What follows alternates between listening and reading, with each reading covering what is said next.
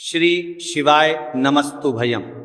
आप सभी लोग जानते हैं कि 24 सितंबर 2025 यानी बुधवार को पड़ रही है शारदीय नवरात्रि का तीसरा दिन। और दोस्तों, यह तिथि है जो आश्विन मास में पड़ने वाली सबसे बड़ी तिथि शारदीय नवरात्रि है और इसका बहुत ही बड़ा और विशेष महत्व होता है। अगर कभी भी मौका लग जाए तो आप लोगों को कील और लहसुन लिखकर बहुत छोटा सा उपाय करना है। इन दोनों का संयोग बहुत ही कम आता है। इसी के साथ में इस दिन आपको एक कील और लहसुन वाला उपाय तो आपको अवश्य ही करना चाहिए, क्योंकि ऐसा दिन पूरे साल में सिर्फ एक ही बार आता है। और दोस्तों, आप सभी लोग जानते हो कि शारदीय नवरात्रि का अगर सबसे बड़ा कोई उपाय है तो वह कील और लहसुन वाला उपाय। तो दोस्तों, नवरात्रि के तीसरे दिन आप लोगों को इस कील और लहसुन लिखकर बहुत छोटा सा उपाय करना है। बहुत सारे लोग होंगे जिन लोगों ने इस उपाय को ना किया हो, मतलब पूरा साल निकल गया, उन्होंने किसी भी दिन इस कील और लहसुन वाला उपाय को ना किया हो। पर दोस्तों, आपके पास एक पहला मौका बचा हुआ है, जो कि 24 सितंबर 2025 नवरात्रि के तीसरे दिन है। इस दिन आप लोगों को इस वाले उपाय को जरूर कर लेना है। भले ही आपने पूरे महीने भर इस उपाय को ना किया हो, पर अगर आपने इस आश्विन महीने के नवरात्रि के तीसरे दिन अगर इस वाले उपाय को कर लिया तो आपको इस उपाय को करने का वह फल मिलेगा जिसकी आपने कभी कल्पना भी नहीं करी होगी। इसीलिए आप लोग इस वाले उपाय को एक बार जरूर कर लेना है, ताकि आप लोगों के हाथ से यह मौका ना जा सके और आपको इस उपाय को करने का फल मिल सके। यह उपाय पंडित जी ने अपनी अभी की ही श्री शिव महापुराण की कथा में बताया है जी। इस उपाय को आज हम आपको बहुत अच्छे से समझाने वाले हैं। इस वीडियो को देखने के बाद इस उपाय को समझने के लिए आपको कोई और वीडियो को देखने की जरूरत नहीं पड़ेगी। तो चलिए उपाय को शुरू करते हैं। देखिए, इस आश्विन महीने के नवरात्रि के तीसरे दिन ये इतना खास होता है, इतना महत्वपूर्ण होता है। देखा गया है कभी कभी बड़े बड़े पूजा पाठ अनुष्ठान से जो मनोकामना पूर्ण नहीं होते, वह अश्विन महीने की नवरात्रि के तीसरे दिन एक छोटे से उपाय करने से ही आपकी मनोकामना पूर्ण हो जाती है। और बहुत सारे लोगों ने इस उपाय को किया भी है और उनको इस उपाय को करने का फल भी जरूर मिला है। अगर आप लोग भी इस उपाय को करना चाहते हैं तो आप इस उपाय को पहले अच्छे से समझ लेना, सुन लेना, उसके बाद करना। आपको इस उपाय का फल जरूर मिलेगा।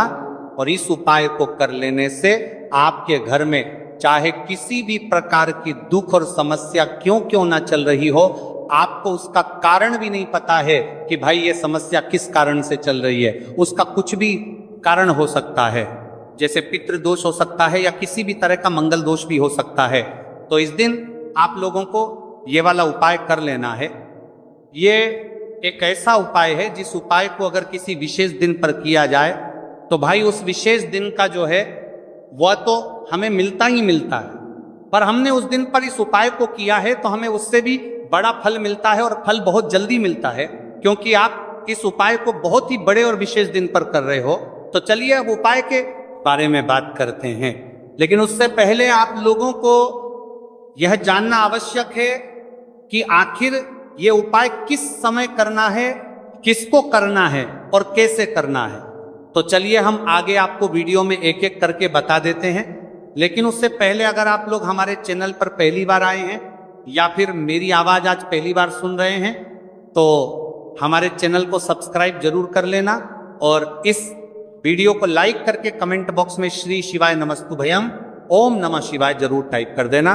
तो दोस्तों, इस कील और लहसुन वाला उपाय को हमें इस नवरात्रि के तीसरे दिन कैसे करना है, किसको करना है, किस समय करना है और कहां पर करना है, ये सारे सवालों के जवाब आपको इस वीडियो में मिल जाएंगे। और जो ये वीडियो देखेगा भाई, उसको कील और लहसुन वाला उपाय जरूर करना चाहिए, क्योंकि इस दिन पीपल के पत्ते का भी बहुत ही बड़ा और विशेष महत्व होता है।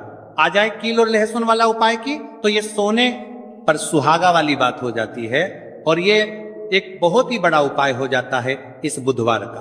तो अब दोस्तों, इस कील और लहसुन वाला उपाय को आखिर करना किसको है, सबसे पहले हम लोग वो बात जान लेते हैं। तो देखो, घर की जो बड़ी माताएं बहनें होती हैं उन माताओं बहनों में से कोई भी एक बड़ी माता बहन इस वाले उपाय को कर सकती है। और दोस्तों, अगर आप चाहे तो अपने घर में से सभी सदस्यों को भी इस उपाय को करवा सकते हैं। अगर किसी व्यक्ति की खुद की कोई मनोकामना है, खुद की कोई दुख और परेशानी है जो कि वह अपने लिए ही करना चाहता है, इस वाले उपाय को तो वो खुद अपने लिए भी कर सकता है। बाकी अगर कोई घर में से ऐसा है जो कि अपने पूरे घर परिवार की सुख और शांति के लिए ये वाला उपाय करना चाहता है, तो भाई वह भी कर सकता है, उसमें भी कोई दिक्कत वाली बात नहीं है। कहने का मतलब यह है कि इस उपाय को हर एक सदस्य भी कर सकता है और पूरे घर परिवार के सदस्य के लिए घर की बड़ी माताओं बहनों में से कोई एक माता बहन भी कर सकती है। माताएं बहनें अगर घर में उपस्थित ना हो या वह ये वाला उपाय ना कर पा रही हो, तो फिर घर का कोई बड़ा सदस्य भी इस कील और लहसुन वाला उपाय को कर सकता है, चाहे फिर वह पुरुष ही क्यों ना हो, उसमें कोई भी दिक्कत वाली बात नहीं है। उसके बाद में दोस्तों जो अगला प्रश्न निकल कर आता है वह ये आता है इस उपाय को लेकर कि आखिर इस उपाय को हमें किस समय करना है, सुबह के समय करना है कि शाम के समय करना है। तो देखो, इस वाले उपाय को आप लोग सुबह के समय यह भी कर सकते हो और शाम के समय प्रदोष काल में भी कर सकते हो। अब अगर आप पूछो कि भाई साहब सबसे उत्तम समय कौन रहेगा इस कील और लहसुन वाला उपाय को करने का, तो हम आपसे बस यही कहेंगे कि इस उपाय को आप सुबह के समय करेंगे तो ज्यादा बेहतर होगा। बाकी अगर प्रदोष काल शाम के समय भी करेंगे तो भी अच्छा होगा, उसमें कोई भी दिक्कत वाली बात नहीं। तो अब दोस्तों, जो अगली सबसे बड़ी और महत्वपूर्ण बात आती है वह ये आती है कि सुबह अगर हम उपाय को करेंगे तो हमें कितने बजे से लेकर कितने बजे तक के बीच में करना है, और शाम के समय प्रदोष काल में करेंगे तो हमें कितने बजे से लेकर कितने बजे के बीच में करना है। तो देखो, सुबह जितनी जल्दी हो सके आप उपाय को करने की कोशिश करना। बाकी अगर किसी कारणवश लेट भी हो जाओ, थोड़ी देर भी हो आए, तो 10 या 11 तड़ा बजे तक भी आप उपाय कर लेना पर 12 बजे से ज्यादा देरी ना हो, ठीक है, इस बात का ध्यान रखना। उसके बाद में दोस्तों, अगर शाम के समय प्रदोष काल की बात करें, प्रदोष काल का जो समय है होता है वह शाम के 6 बजे से शुरू हो जाता है। मतलब शाम के 6 बजे से लेकर 7 बजे के बीच का जो समय होता है, यह समय प्रदोष काल का समय होता है। तो आप इस उपाय को साती तबा अति ततिया इसी 81 बजे के बीच में भी कर सकते हो। मतलब शाम के 6 बजे से रात 8 बजे के बीच में आप कभी भी इस वाले उपाय को कर सकते हो, उसमें कोई भी दिक्कत वाली बात नहीं है। तो चलिए जानते हैं इस विशेष उपाय के बारे में। लेकिन उससे पहले एक प्रार्थना, अगर आप चैनल पर नए हैं तो कृपया चैनल को सब्सक्राइब अवश्य कर लें और वीडियो को लाइक करके कमेंट बॉक्स में जय श्री हरि विष्णु जी, जय माता लक्ष्मी जरूर लिख दें, जिससे कि भगवान श्री हरि विष्णु जी और माता लक्ष्मी जी की कृपा सदैव आप और आपके परिवार पर बनी रहे और आपको कभी भी धन से संबंधित किसी प्रकार की कोई कमी ना आपको आप और आपको करके परिवार पर बनी रहे और कभी भी कमी ना होगी। आज का ये वीडियो बहुत ही खास होने वाला है, क्योंकि मंगलवार में किए जाने वाले 3 विशेष उपाय आज आपको इस वीडियो में बताए जाएंगे।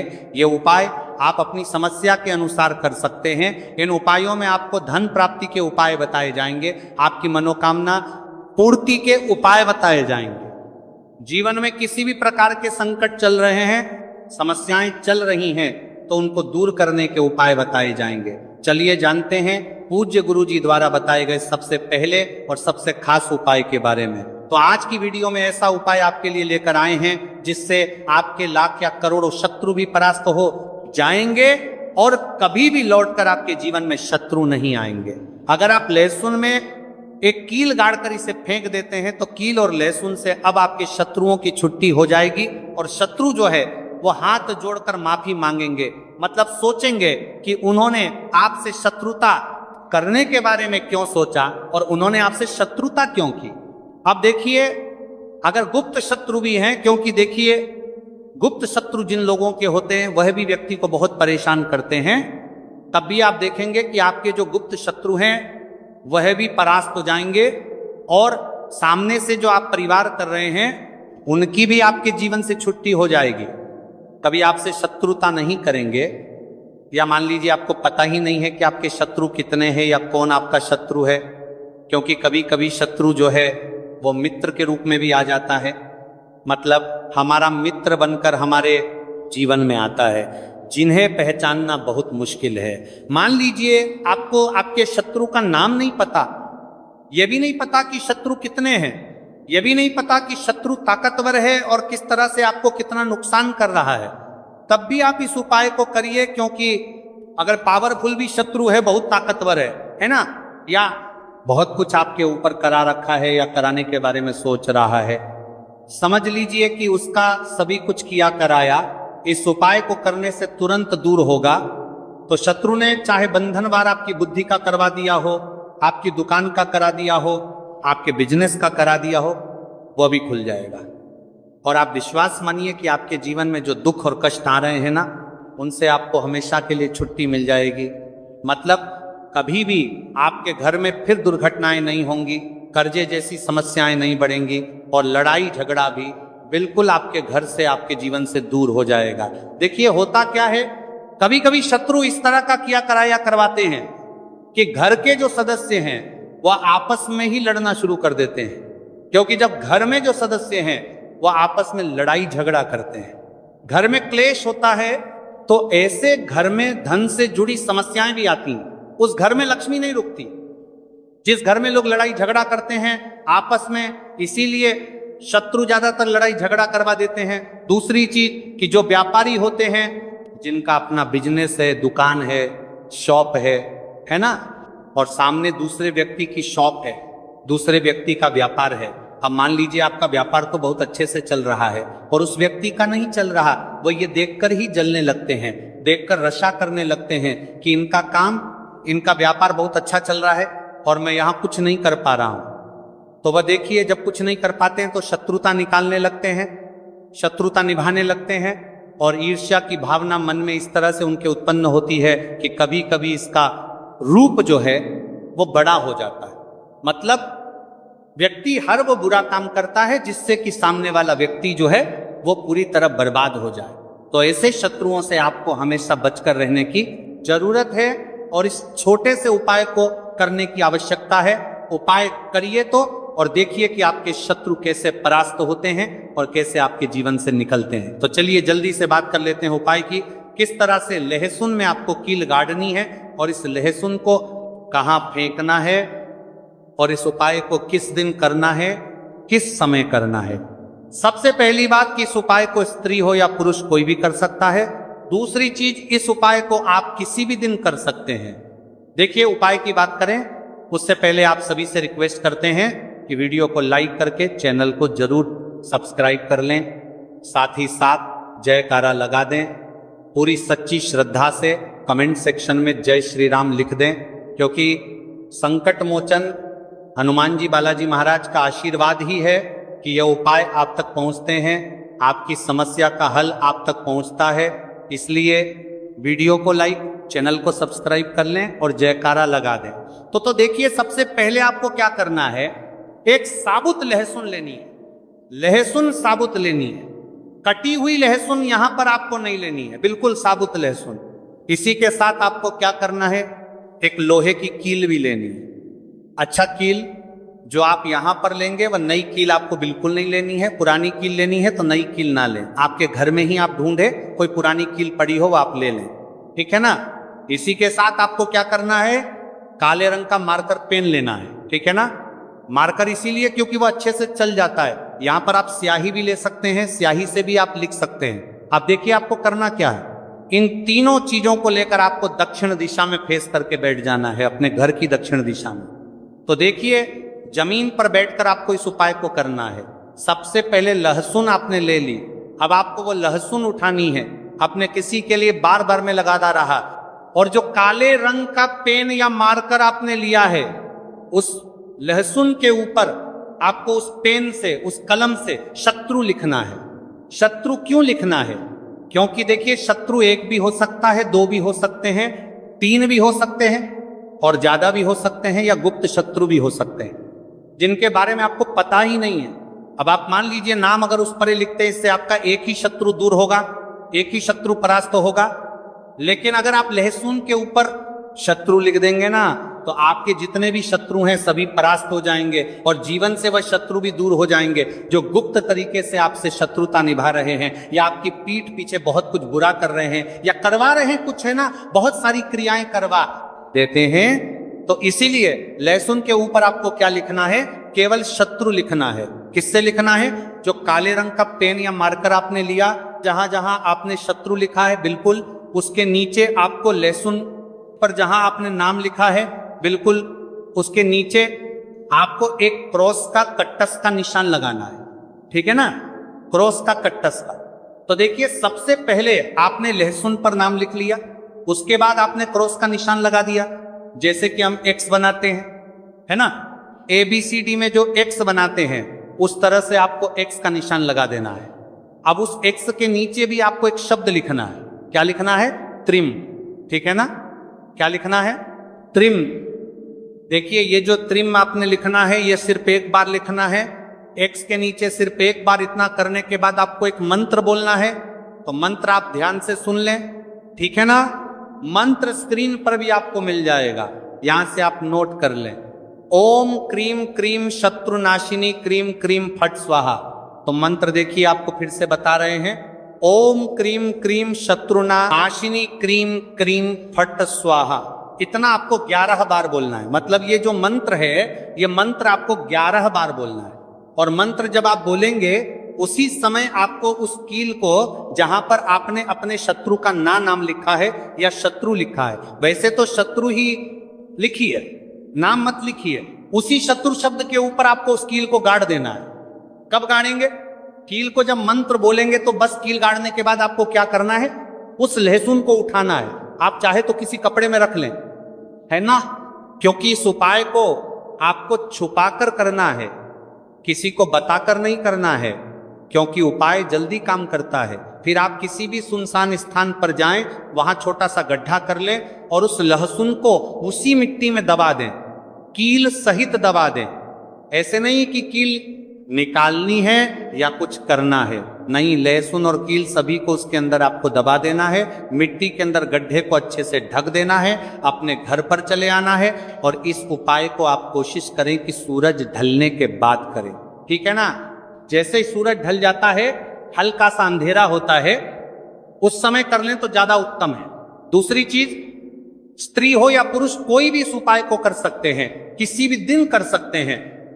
गुप्त शत्रु हो, सामने से शत्रु हो, सभी के लिए कर सकते हैं। ऐसा समझ लीजिए कि शत्रु जो है ना ये माफी मांगने के लिए मजबूर हो जाएंगे, कभी शत्रुता आपसे नहीं करेंगे। इतना चूक उपाय है तो बहुत अच्छे से उपाय आपको बताने का प्रयास किया है। उपाय थोड़ा कठिन है, अगर कुछ ऐसा जो आपको नहीं समझ आया हो, कुछ पूछना हो तो कमेंट सेक्शन में आप पूछ सकते हैं। तो चलिए बात कर लेते हैं अब अपने ऐसे उपाय की जो आपकी मनोकामना को भी पूरा करेगा और आपके घर में हमेशा सफलता, धन की वृद्धि, सुख, समृद्धि बढ़ती चली जाएगी। अब देखिए पीपल का जो पेड़ होता है इसमें माँ लक्ष्मी और श्री हरि विष्णु का वास होता है। तो आपको क्या करना है, पूर्णिमा की शाम में यानी सूर्य अस्त हो जाता है उस समय एक दीपक घी का श्री हरि विष्णु और माँ लक्ष्मी के नाम का जरूर लगाकर आना है। कभी आपके घर में निर्धनता नहीं छाएगी, धन से जुड़ी समस्याएं नहीं आएंगी, क्योंकि स्वयं माँ लक्ष्मी आकर ऐसे घर में वास करती हैं जो पीपल के पेड़ का पूजन कर लेते हैं। विशेषकर चैत्र पूर्णिमा व्रत के दिन एक दीपक पीपल के पेड़ में जाकर लगा देते हैं। अब जिन लोगों के घर के आसपास पीपल का पेड़ नहीं है वह क्या करेंगे, तो देखिए आप अपने घर के ईशान कोण में घी का दीपक जरूर लगाएं, क्योंकि ये वह दिशा है जहां माँ लक्ष्मी का वास होता है, कुबेर भगवान का वास होता है, श्री गणेश का वास होता है। तो चलिए अब बात कर लेते हैं अब अपने तीसरे बहुत ही छोटे से उपाय की, जिस उपाय को करने से कभी आपके घर में बुरी शक्तियां, नेगेटिव एनर्जी, नजर दोष कभी प्रवेश नहीं करती हैं। तो करना क्या है आपको इस दिन, सबसे पहले तो अपने घर में 1 या 2 कपूर जलाकर पूरे घर में इसका धुआं दिखाना है और मुख्य द्वार पर यानी आपका जो लकड़ी का दरबार किया था, दरवाजा है बाहर की तरफ, आपको 2 दीपक जरूर से लगाने हैं।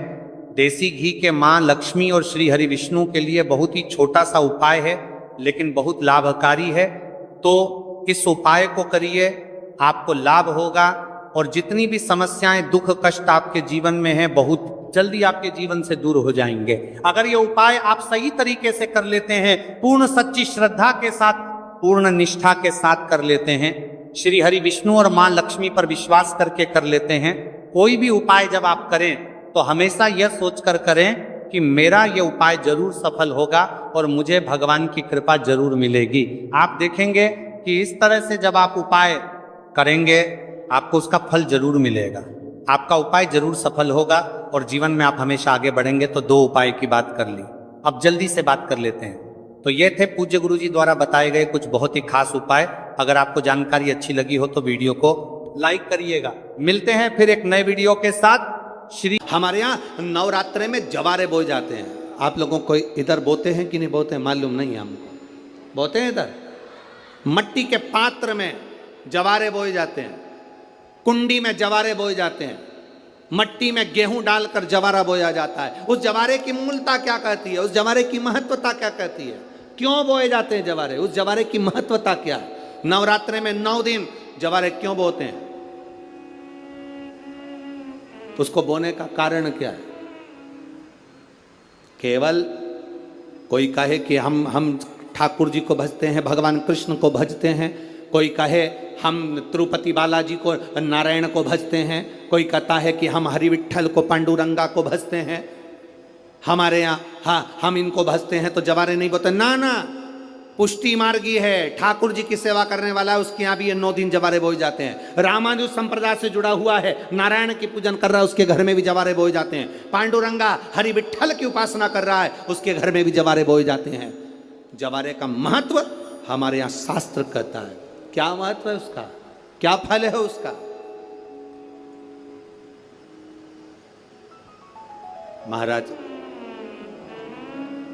जब देवी माता ने दुर्गा भवानी को पंचायत में बुलाया गया, शिव पंचायत में मां दुर्गा बैठी हुई है, और शिव पंचायत में जब दुर्गा भवानी बैठी,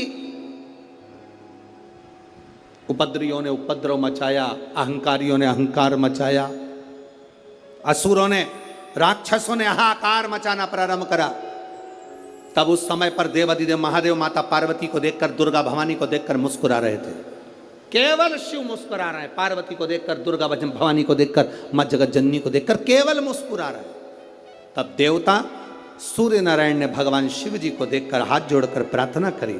भास्कर देव बोले, सूर्य नारायण बोले, बाबा मेरे मन के संशय को मिटा दीजिए। शिव जी ने पूछा क्या काम है, बोलो क्या चाहते हो। शंकर भगवान से सूर्य देव भास्कर देव कहते हैं, प्रभु आपके मुस्कुराने का कारण क्या है। भारत की भूमि पर जितनी जगह पर भी आप लोग कथा सुन रहे हो, आस्था चैनल पर, फेसबुक, यूट्यूब पर जितने लोग कथा सुन रहे हो, बड़े ध्यान से सुनना कि जवारे क्यों बोए जाते हैं। नवरात्रि में जवारे की महत्वता क्यों होती है, क्यों बोया जाता है, मिट्टी में गेहूं डालकर क्यों उत्पन्न किया जाता है, उसकी महत्वता क्या है। सूर्य नारायण पूछ रहे हैं भगवान देवाधिदेव महादेव से, आप दुर्गा भवानी को देखकर मुस्कुराए, आप हंसे हैं, आपके चेहरे पर प्रसन्नता आई है, कारण क्या। और महाराज देवाधिदेव महादेव ने कहा, यहां भगवान विष्णु, गणेश जी, भास्कर देव, आप सब बैठे हो। असुरों ने आक्रमण कर दिया, असुरों ने आक्रमण करा है, और वह असुर आक्रमण कर दिए हैं तो वो असुर प्रवेश कर रहे हैं, उपद्रव मचाकर, हाहाकार कर कर नष्ट करने वाले हैं इस पूरी पृथ्वी को। तो फिर उसको बचाएगा कौन, कैसे बचेगा। शिव जी ने कहा चिंता मत करो। दुर्गा ने अपने केश का स्मरण किया, एक केश को माता पार्वती जी ने अपने हाथों से छुआ, छूते ही एक कुंड में सुंदर जवारे उत्पन्न हुए हैं। जब तक वो जवारे बड़े नहीं हो जाते, जब तक वो जवारे थोड़े प्रबल नहीं हो जाते, तब तक एक भी असुर प्रवेश नहीं कर सकता, हाहाकार नहीं मचा सकता और अंदर आ नहीं सकता। शिव महापुराण की कथा कहती है जवारे जिसके यहाँ बोए जाते हैं, जवारे का आप लोग कहते हैं कहीं पर देवी जी बैठी हैं, किसी के यहाँ मिट्टी की मूर्ति आई 21 फीट की, 41 फीट की, 15 फीट की, 10 फीट की, 25 फीट की देवी जी की प्रतिमा स्थापना हुई। लोग कहते हैं हम देवी जी का दर्शन करने जा रहे हैं, दुर्गा जी का दर्शन करने जा रहे हैं। शिव महापुराण की कथा कहती है वो दुर्गा जी का दर्शन नहीं, देवी का दर्शन नहीं। नवरात्रे में जहां जवारे बोए जाते हैं वहां मात्र आप पांव रखते हैं तो अपने घर में से क्लेश दूर हट जाता है, अहंकार दूर हट जाता है, अभिमतता दूर हट जाती है, तकलीफें दूर हट जाती है। जिसके घर में जवारे बोए जाते हैं वहां से अहंकार, काम, लोभ, आसक्ति, वासना, तृष्णा और दुख तकलीफें दूर हट जाती है। तो जवारे का मूल का तत्व आनंद सुख है। महाराज उसको समझने वाला समझ सकता। और नवरात्रे में भी देवी की आराधना का एक स्मरण का सुख है महाराज। ज्योत का विधान है, नवरात्रे में देवी की ज्योत लगती है, अखंड ज्योति लगती है, जवारे बुआए जाते हैं, कलश लगता है। ज्योत का भी विधान है। जिसके यहां दिया अखंड जलाया जाता है, अगर वो दिए की लो, दिए की बाती अगर दक्षिण दिशा की होती है तो उसके घर में साल भर में एक घात जरूर होती है।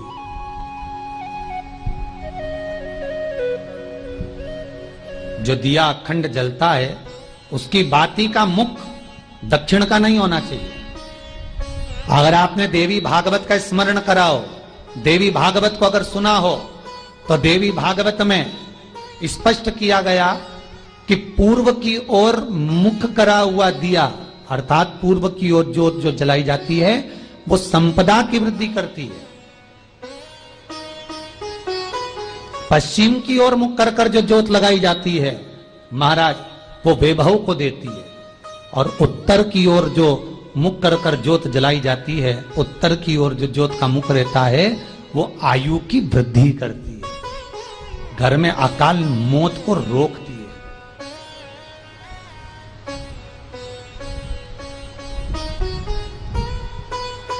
नवरात्रे का जो भाव तत्व है उसको भी अच्छे से समझ लेना। दक्षिण की ओर ज्योत ना लगाएं। अगर आपको लगाना है पूरब की लगाएं, पश्चिम की लगाएं या उत्तर की लगाएं। और जितने दिन महारानी जगदम्बा जगतधात्री दुर्गा भवानी, अब की बार माताजी घोड़े पर आई है। हर बार देवी बदल बदल के आती है, इस बार जो नवरात्रे आए वो घोड़े के आए। तो घोड़े पर जो देवी जी आती है वो समृद्धि को देने वाली आती है, लक्ष्मी की वृद्धि करने वाली आती है। जैसी घोड़े की रफ्तार होती है उस रफ्तार से लक्ष्मी घर में आती है। तो ये मत सोचना कि कोरोना महामारी ने हमको नीचे गिरा दिया या कोरोना महामारी ने रोक दिया, कमाई के स्रोत रोक दिए, धन रोक दिया। चिंता मत करना।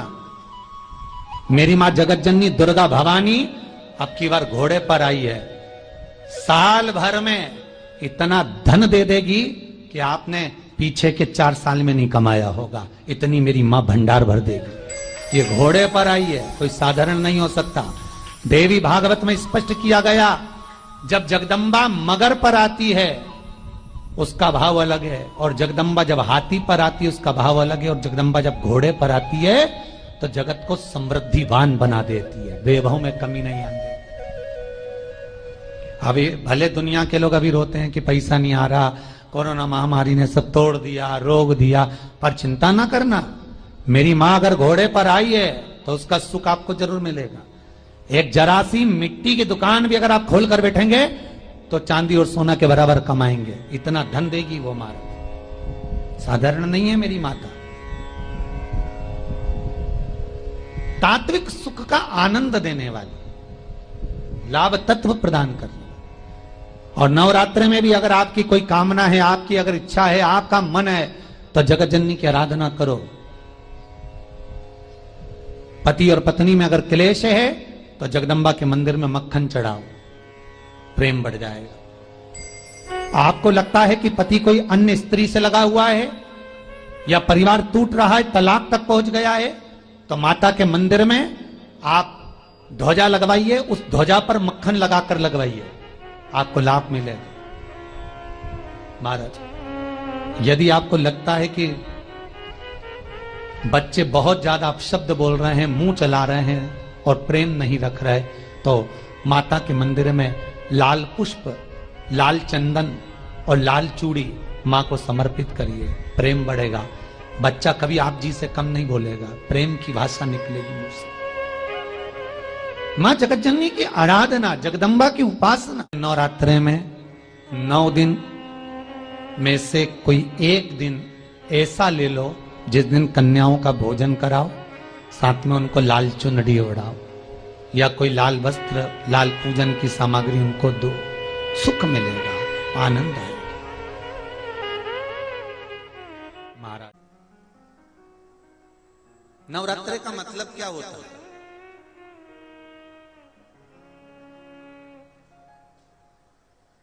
केवल 9 दिन तक देवी की आराधना कर लो, नंगे पैर ले लो, थोड़ा सा साबूदाना का फरियाल कर लो, मोरधन, चिप्स, पापड़ ये खा लो, या किसी देवी जी के मंदिर में जाकर नंगे पैर झंडा उठा के, ध्वजा उठा के, चुंदड़ी पकड़ के माता जी के मंदिर तक चले जाओ। क्या केवल नवरात्रि का मतलब यही है? या फिर कहीं गरबा हो रहा हो तो गरबे में चले जाओ? क्या नवरात्रि का मतलब केवल यही है? या घर में जोत लगा लो, नवरात्रि का मतलब यही है? घर में जवारे बो दो, नवरात्रि का मतलब क्या यही है? घट स्थापना कर दो, क्या नवरात्रि का मतलब केवल यही है? अगर नवरात्रि का मतलब जानना है तो आपके मन में एक विचार आना चाहिए कि ये नवरात्रि केवल घट स्थापना के लिए नहीं होती है, ये नवरात्रि हमारे भीतर एक नारी के सम्मान के लिए प्रकट होती है कि नारी का सम्मान कैसे होना चाहिए।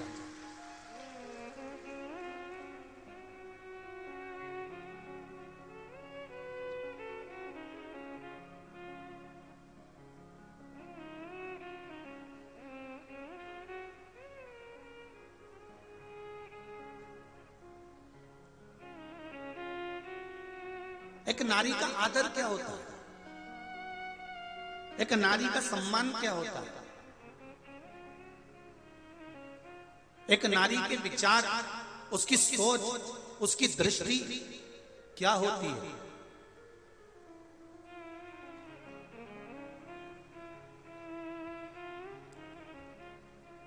पिता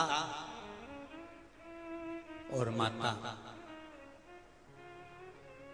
युग के निर्माता हैं ये चार, उसमें माता, पिता, गुरु और राजा।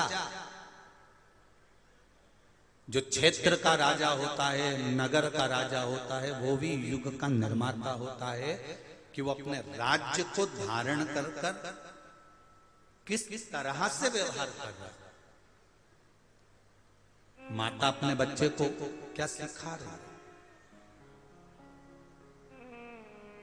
क्या सिखा?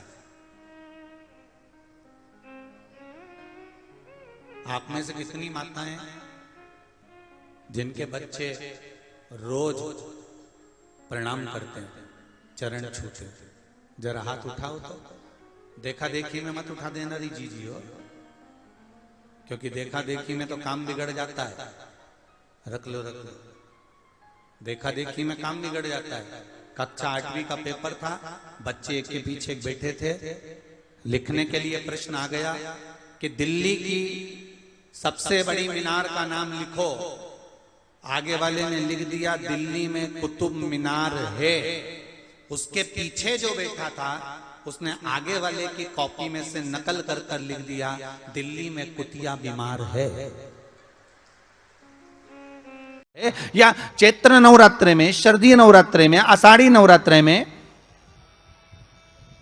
आधिकाधिक पौष नवरात्रि में हम जगत जननी जगदम्बा की जब स्थापना करते हैं, या हम नूतन घर का प्रवेश करते हैं, या गणेश जी की स्थापना करते हैं, या कोई दुकान को प्रवेश करते हैं, या कोई शुभ कार्य करने के लिए अग्रण्य होते हैं, तो हम कलश की स्थापना क्यों करते हैं? आज शिव महापुराण में शुरुआत में अपन शिव और पार्वती की यही संवाद को लेकर चलते हैं।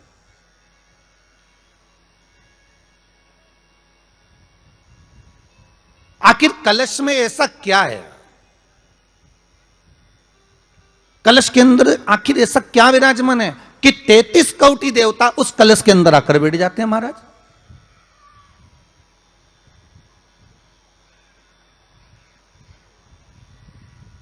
आप कोई यज्ञ करने जा रहे हो, आप कोई पोथी पुराण करने जा रहे हो, आप कोई अच्छा कार्य करने जा रहे हो, तो ब्राह्मण देवता कह देते कलश की स्थापना होगी, कलश की शोभा यात्रा निकलेगी, कलश यात्रा निकलेगी, कलश विराजमान होगा।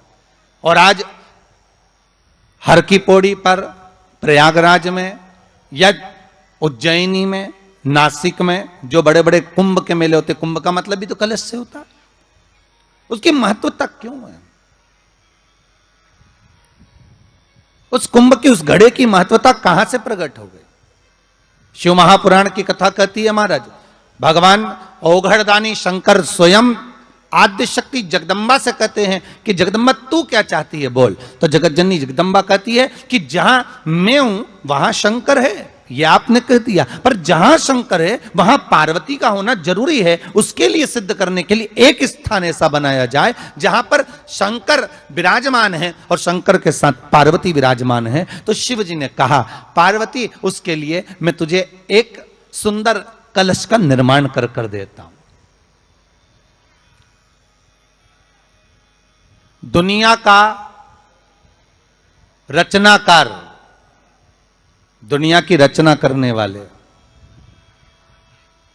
महाराज, संपूर्ण ब्रह्मांड की रचना करने वाले, जिनको भगवान शिव ने स्वयं ब्रह्मदेव से कहा है कि ब्रह्मा जी तुम सृष्टि खंड को आगे बढ़ाइए, सृष्टि की रचना करिए। और आज